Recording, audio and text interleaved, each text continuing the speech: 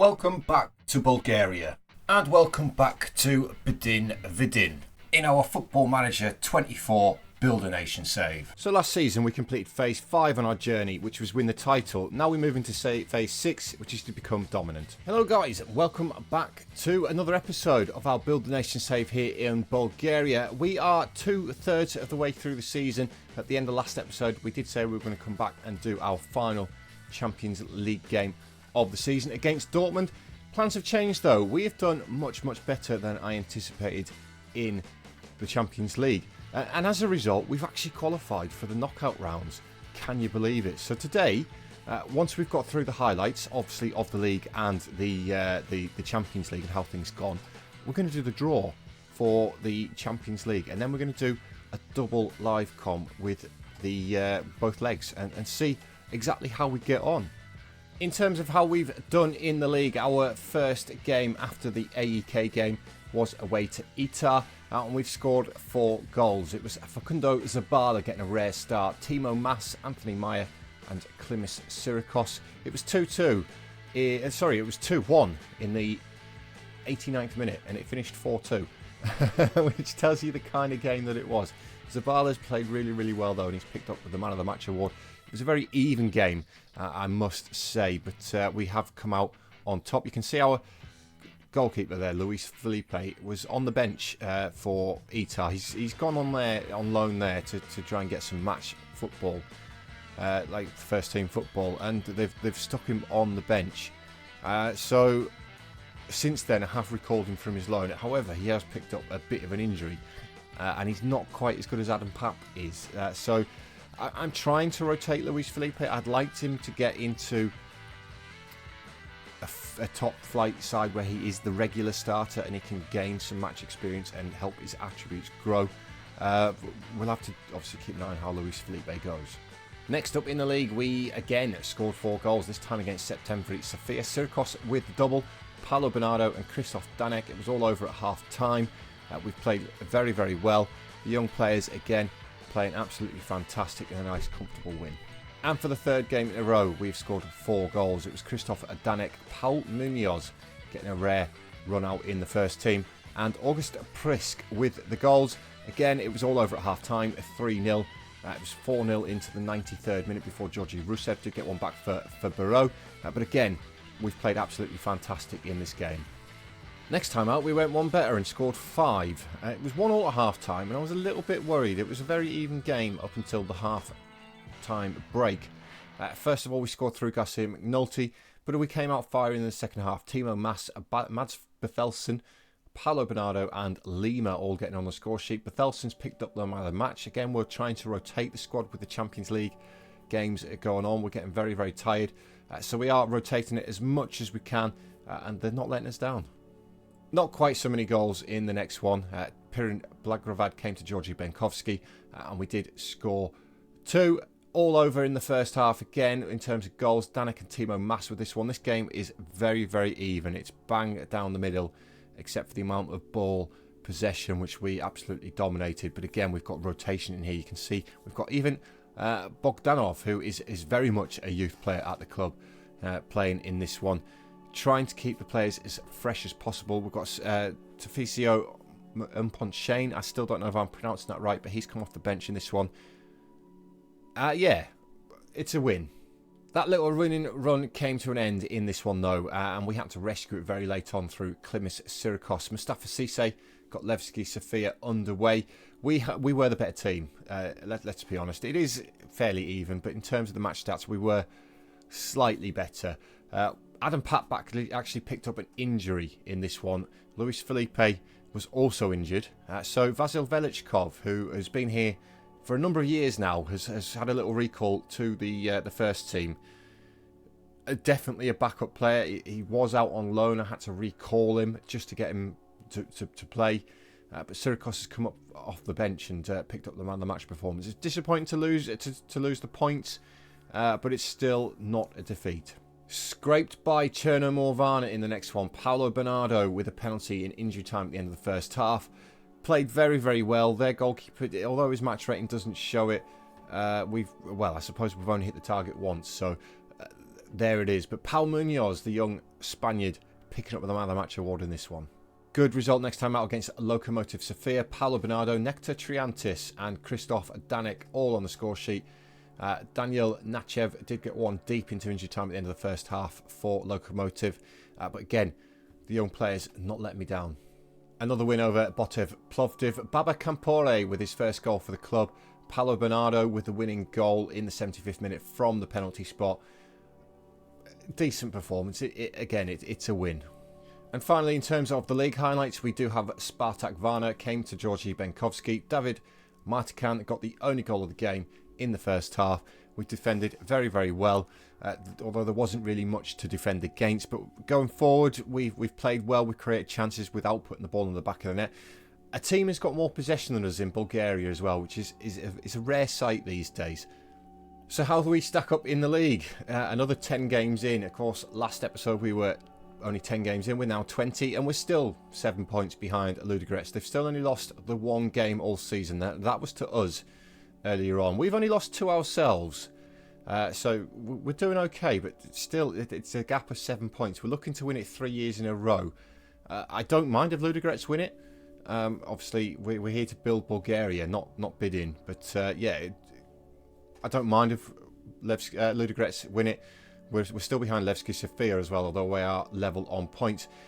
Free kick goals. Christoph Danek's got 2. Man of the Match awards, Christoph Danek as well, and he's also up there in the highest average ratings. Not bad for somebody who cost us £60,000. Right, moving on to how the Champions League has gone. Of course, last time out we had that fantastic win over AEK. We then went to Turkey and Galatasaray, and they battered us. Eddie Nketiah has scored a hat-trick against us, the former Arsenal man. Kerim Aktürkoğlu with the other one. Christoph Danek did put us ahead inside 10 minutes, but that was our only shot on target, and you can see that they've had 30 shots with 13 on target. Adam Papp still picked up an 8.2 rating though. Very, very disappointing result though. This, though, was an absolute shock at the time.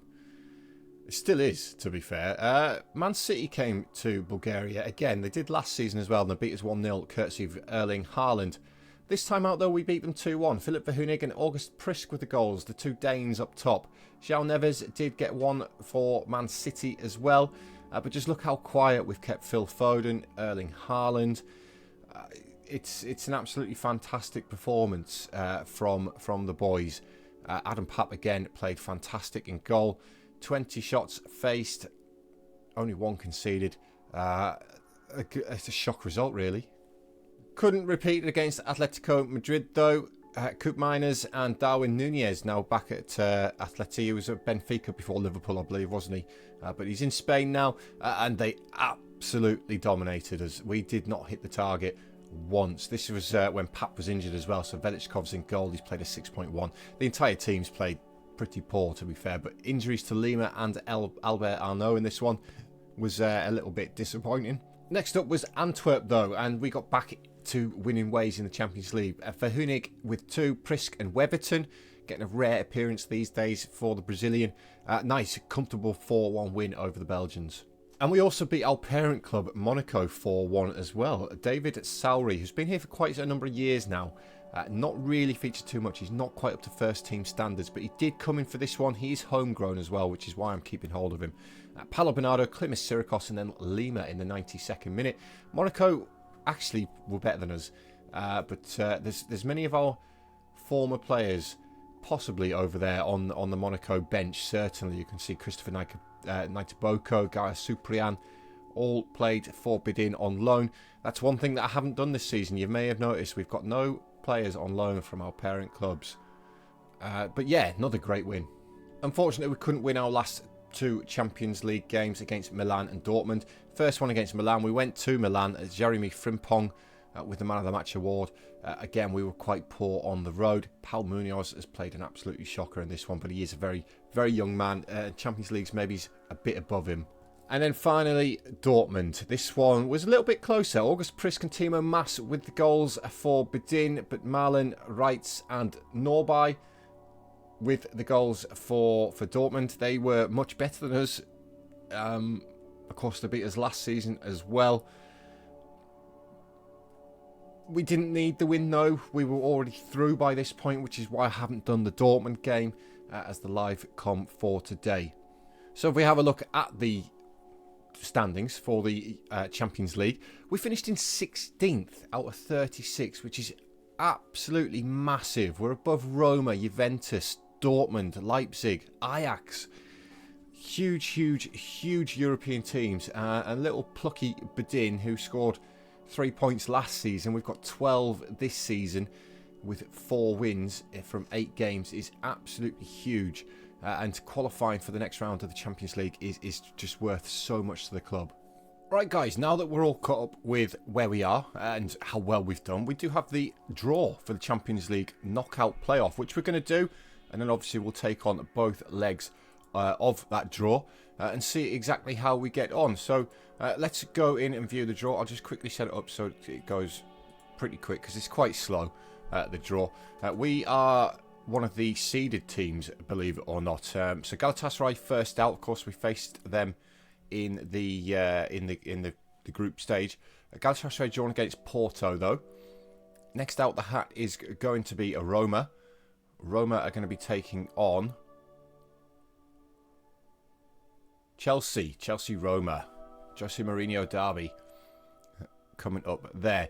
Next out we have Juventus. Juventus are going to be at home to PSG. PSG against Juventus. Next out we have RB Salzburg, Austrian team there, and they are starting off at home against Bdin.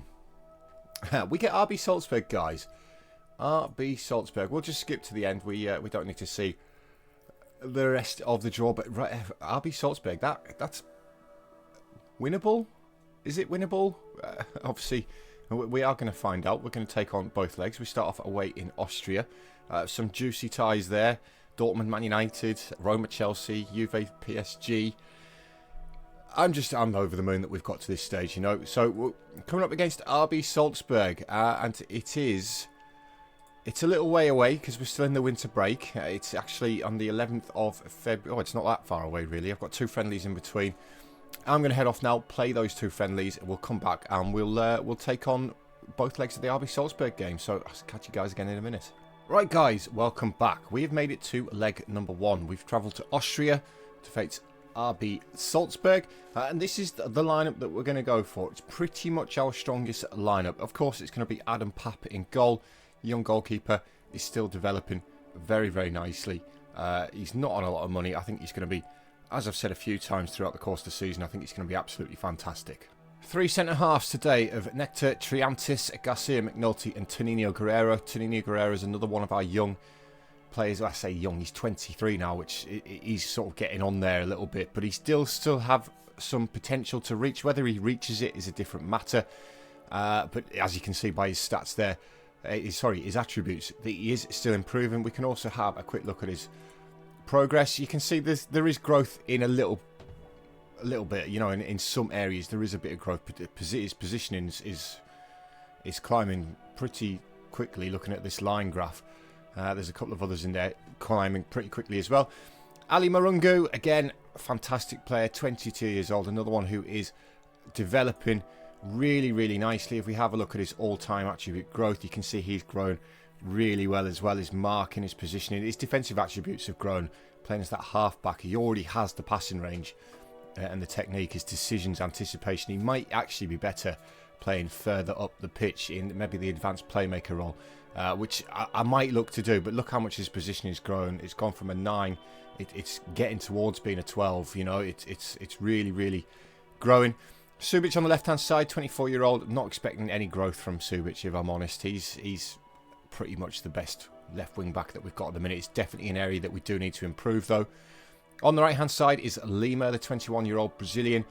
I am expecting a bit of growth from Lima. He's only been here since the start of the season, so we're not really seeing too much from him yet, but he's a very good right wing back, is the Brazilian. Paulo Bernardo comes in as advanced playmaker today, 30 years old now. We may look to move Paulo on in the summer. He has just signed a new contract fairly recently, which, you know, it obviously helps to keep his value where it is. Danik, really good signing, £60,000. Fantastic player. has done really, really well. Again, at his age 29, he's not going to grow any. Centre forward, August Prisk, new in this season, 27 years old. Not found the back of the net as much as I would have liked, 7 in 24, and only 5 assists as well. He's not great, his match ratings are pretty good though, but again, he's not one who's going to develop. And then we have Philip Verhoenig, who again is not one who's going to develop too much, but 12 goals and 3 assists in 25 is a slightly better return. If we can find some young strikers with obviously that can match the attributes of Prisk and Verhoenig, then we may look to cash in on Prisk and Verhoenig and bring the youth through. So that is the lineup for our first leg against RB Salzburg. So let's go. So we're underway then in Austria. Hopefully we can get a good result, bring them back to Bulgaria. It would be great if we could get through to the round of 16. That would be absolutely huge as far as Bdin are concerned. Fairly even start to this game though. Both teams had a couple of efforts. And we get our first highlight, and it's a corner for Bdin. Danik swings it in towards that near post. Headed clear. Ali Marungu keeps it alive. Frukti comes and claims that one quite comfortably though. Really unchallenged. He's now going to look to get RB Salzburg up the pitch. He rolls it out to Schneider. Schneider to the left and Guindo. It's cut out by Prisk. Can he feed Verhoenig? He can. Verhoenig's in. He's put it wide of the post. You've got to score. Absolutely got to score that. Now, this is RB Salzburg going to take the lead, I imagine, because we failed to do that. Koita is absolutely wide open, and they have somehow scored through various deflections through the crowd there, but he was absolutely wide open, and we didn't even get out to him. I don't know who it's hit on the way through. Possibly Triantis on the way through. It's hit, and it's put Adam Papp the wrong direction. That's disappointing though. Half an hour gone though. We're still in this, and that is the way it stays till half time. RB Salzburg definitely on top in this game. They're seeing a lot more of the ball. They've had more efforts. Verhoenig needed to score that chance. He really needed to score it. And with just about an hour on the clock, Verhoenig's actually having a pretty poor game, so we are going to bring him off. And we're actually going to bring Timo Maas on. Paolo Bernardo's also going to come off for Albert Arnault, another one who's not having a great game. Nothing of note has actually happened in this second half yet, which is a little bit disappointing. If we can keep it at 1-0, I think we're in with a chance still, but here come RB Salzburg again. It's Guindo on this left-hand side with a throw and fires Tijani. Tijani forward towards Kameri. Kameri turns his man and fires it into the back of the net, and it's 2-0. Just as I say, if we keep it at 1-0, guys, we're in with a chance, and then we go and concede. Not great. Looking to get straight back into it, though. Danik finds Lima on the right-hand side. Back inside towards Danik. Lima again. Garcia McNulty well forward. Back towards Danik. Schneider gets his head on it, but Lima keeps it alive. Gets it into Danik. Danik to Prisk. Shots blocked, and they clear it behind for the corner, which is going to be taken by Danik. The Czech comes across to take this corner. Can he pick out a teammate like near post? It's Triantis. It's a poor header from the Australian.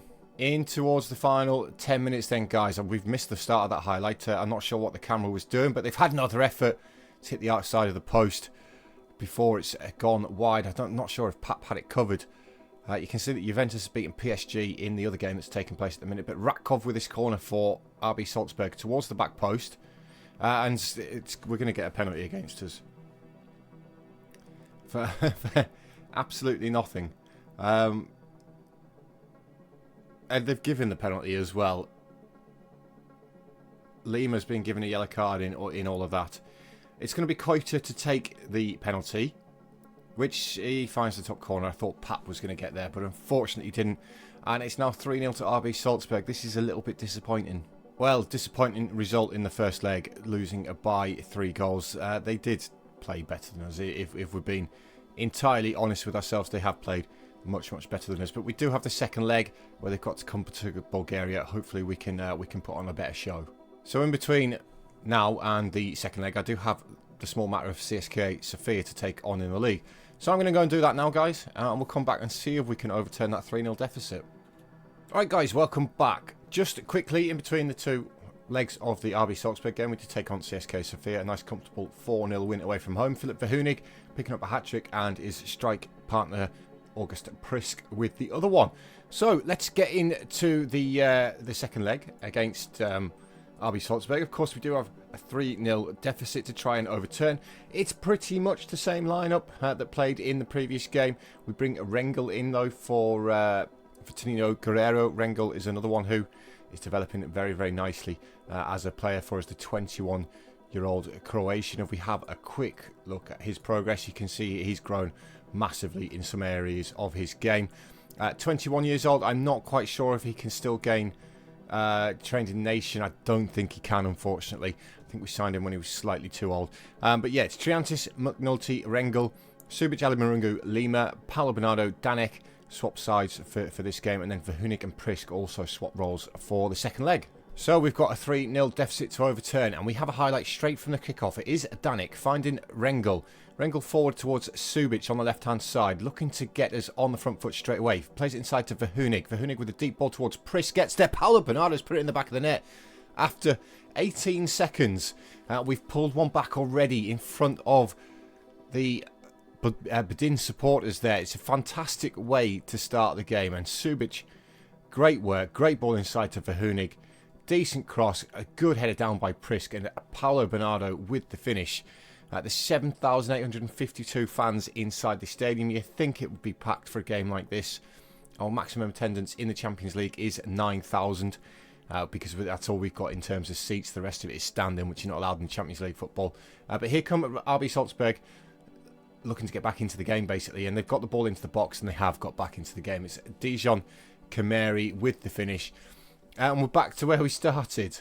And that is the way it stays till half-time, guys. Those two quick goals. We've also got a slight injury to Christoph Danek there, so we are going to have to replace him at half-time. Our goal's the only shot we've had on target. In fact, it's the only shot we've had in the game, which is disappointing. So we've got 45 minutes to overturn a 3-goal deficit. And into the second half we go. We can see we've made that change. Danek comes off for Albert Arnaud. Hopefully he can have a decent game. We're struggling a little bit in this game, to be honest. Although looking at the match momentum, we are sort of growing into it, and we do get our first highlight of the second half, and it is Slobodan Rengel. Feeds it to Nenad Subic. Albert Arnaud loses out, gets the ball back though, gets a little bit lucky, finds James Ali Marungu, comes back to Adam Papp, the young goalkeeper, feeds it out to the Australian, Nectar Triantis. Triantis to the right hand side, and Lima, the Brazilian, looking to take it past his man. He's got the pace to do it, still going. Can he deliver a decent ball? No, he just sort of stops and forgets about the ball. And now here come RB Salzburg down the other end. I thought it was going to run through to Pat, but Garcia McNulty cleared it in front of him, and it's back with Ratkov on the left hand side for Salzburg. Good ball into the box towards the back post, and Piatkowski makes it 2-1 to RB Salzburg, 5-1 on aggregate, and it looks like we're crashing out of the Champions League. And with just over 10 minutes left to go, it is still RB Salzburg who have controlled this entire tie, really, both legs of the game, and they fully deserve to go through. We've not been unlucky.